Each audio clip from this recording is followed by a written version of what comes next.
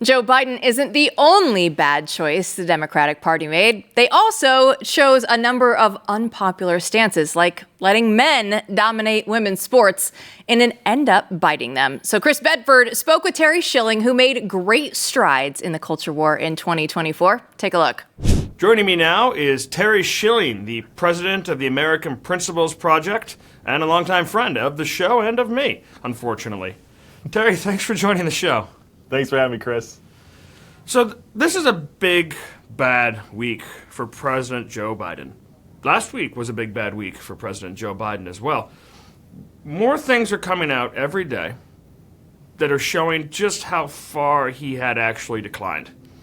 You've got the cancer diagnosis, which a lot of professional doctors are saying this is not something that came around in 100 days. This is something that grows more slowly, and when you have the rigorous testing of the president, it was probably known. Could have been for years. Prostate cancer can last forever, essentially. And you've got the her tapes that came out on Friday. And then tomorrow, you've got this new book coming out that reveals a bunch of insider versions of things that were painstakingly obvious to the American people from public interactions. Actually, the book really ticks me off in general because of that. I mean, we know he was forgetting the names of close aides because he did it in public. We know he couldn't walk anymore because he did it in public. We know that he was a rambling, often incoherent, would stare into space and show some of those sad symptoms that we're all familiar with from aging relatives and loved ones, that he was doing this all in public. But it seems to me that this whole conversation is deflecting from what was really wrong with the Democratic Party. There are structural issues to address here, but they were wrong on the issues, and you and American Principles Project were really leaders on talking about some of these issues. So I'd love you to go into that. Well, thanks so much, Chris. And I do think that the Biden cover-up, and I mean, it's tough to know which one, but specifically with his health, that is the greatest crisis and scandal in American media history of all time. I mean, it is embarrassing. The average American was far more aware of Joe Biden's cognitive decline. I actually think the media totally knew. They covered it up. That's why they kept him in the basement for the first campaign and really for the entire administration. But it's disgusting, and it is a deflection. It's a deflection from the fact that the Democratic Party has embraced the wrong side of several 90-10 issues. They have embraced the transitioning of young children, where we give children chemical castration drugs known as Lupron. These are drugs that we've deemed as Americans to be too cruel for sex offenders that offend and abuse children, right? It's disgusting. But on top of that, they are saying their essential premise of the entire Democratic Party is if you're white, you're evil and you're an oppressor. If you are a Christian, you're evil and you're an oppressor. And if you're a man, you're evil and you're an oppressor. And by the way, the only way that you can redeem yourself as a man is either to join the LGBT movement or become transgender, right? It's absolutely terrible. And the Democrats, again, I will just say they've taken the wrong side of several 90-10 issues, and they shouldn't be surprised if they continue to lose elections. So the president was almost on the wrong side. President Trump was very close to being on the wrong side of this issue. He was a New Yorker. Like a lot of these different social issues, if you don't spend a lot of time thinking about it, whether it's the impact on the brain and desires of and loneliness of pornography, or whether it's what abortion actually means and is beyond just a couple slogans, or about who uses whose bathroom. If you don't actually think about them very deeply, you just assume kind of the American live and let live attitude of who cares? I don't care what they do in the privacy of their own home. But President Trump kind of changed from that point of view over the years. Originally, he said, I don't care who uses what bathroom in the White House, and I don't care about it in Trump Tower. And you spoke to him, you met with him, and you pushed him in a different direction. Was that foundation really already laid, or what was the turning point for him? Well, the turning point was long before I actually had the chance to brief him on the polling numbers. It actually came from the campaign trail.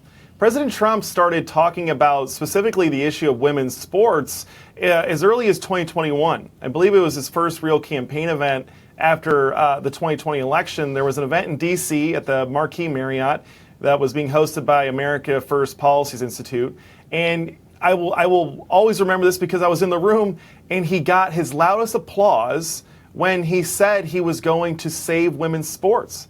My mother is in Iowa. She saw him at a campaign rally at the Adler Theater there in Davenport. She said, there was actually a moment where he had bragged about the billions of dollars he had brought back to farmers through agriculture. And that got a tepid response. But when he brought up saving girls' sports, the whole room exploded. And there was a moment actually at that event where Trump noticed, he said, man, you guys are interesting. I talk about bringing you billions and billions back, but, it gets oh, okay, thank you. But when I say women's sports, you all lose your mind. President Trump's a populist, right? And I think a lot of people lost the meaning of that. It means you want to do the popular will of the American people. That's what he is. And that's what he wants to do. And so what President Trump gets credit for is listening and hearing the American people and actually following through on it. He's been the most pro-family president we've had in quite some time. You kind of think that when you reject populism, it's not a good path politically. Yeah, that's right. But the Democrats, it seems like, are also trying to get the mantle themselves of populism. Bernie Sanders touched on it in 2016. In that first election, I remember seeing him up in New Hampshire, and the people were roaring. I've not seen, even at a Trump rally, seen as much energy as I saw in that primary season. It's faded since. He's bent the knee to BLM. He's bent the knee on all kinds of identity politics that he refused to do in 2016.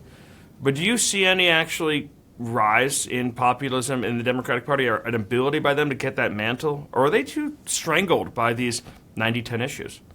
I think frankly, I think they're too strangled by these 90-10 issues, but more specifically, they're strangled by their donor class, right? I think we need to realize that the super elite wealthy in America, the vast majority of them are very evil people. They're callous. They are the licentiousness that our founding fathers were worried about, right? The founding fathers, they weren't talking about license and liberty. They were talking about licentiousness, creating a class of super wealthy people who had no problem doing terrible things to their workers and to their fellow countrymen if they were in the lower classes.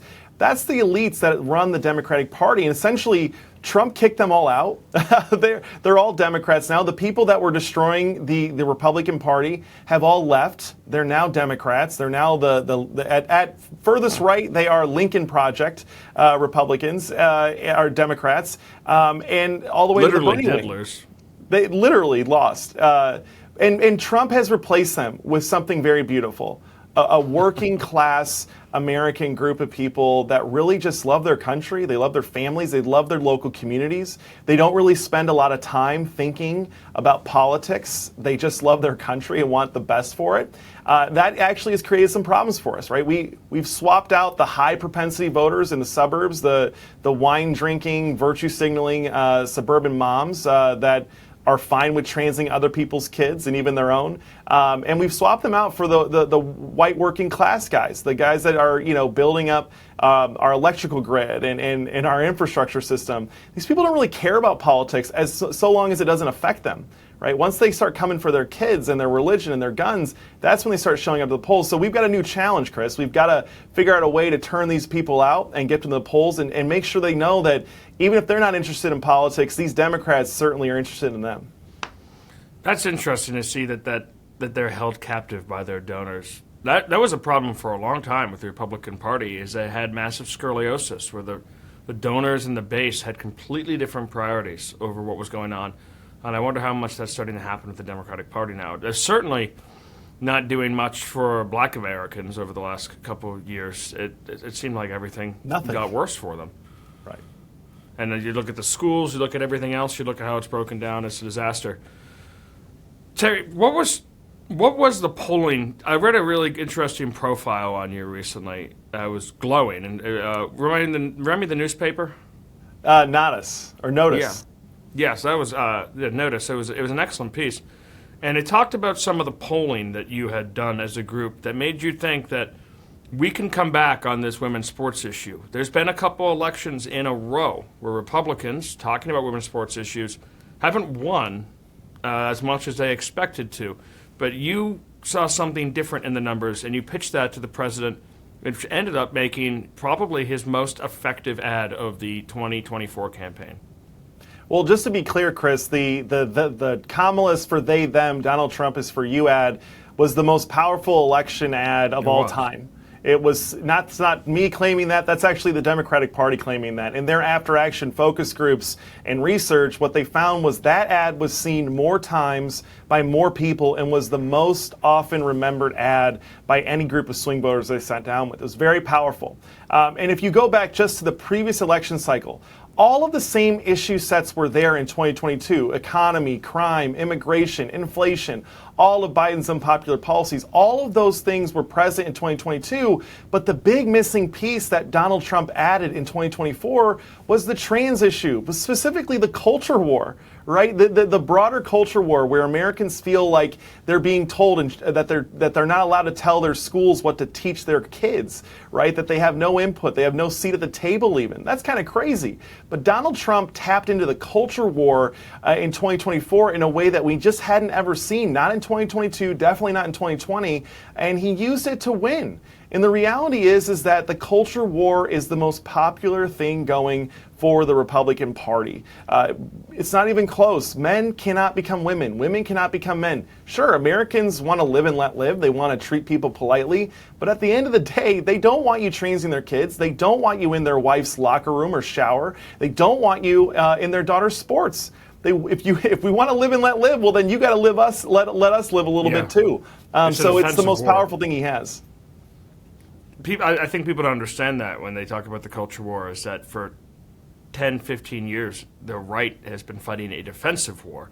You can't just ignore this stuff. They're literally in your bathroom with you. They're in your stall. They're in your daughter's locker room. Terry, where can people follow more of APP's wonderful work, which I love and, full disclosure, serve on your board for? Thank you so much, Chris. You can find us at AmericanPrinciplesProject.org, or you can follow me online at Schilling 1776, SCHILLING 1776. And you're excellent on social media. It's the kind of stuff that gets a man in Washington in trouble, and I love it. I'm here for it. Thank you. I look forward to watching your interview on Tucker, and we look forward to having you back again soon. Terry Schilling with American Principles Project. Thank you. Thank you.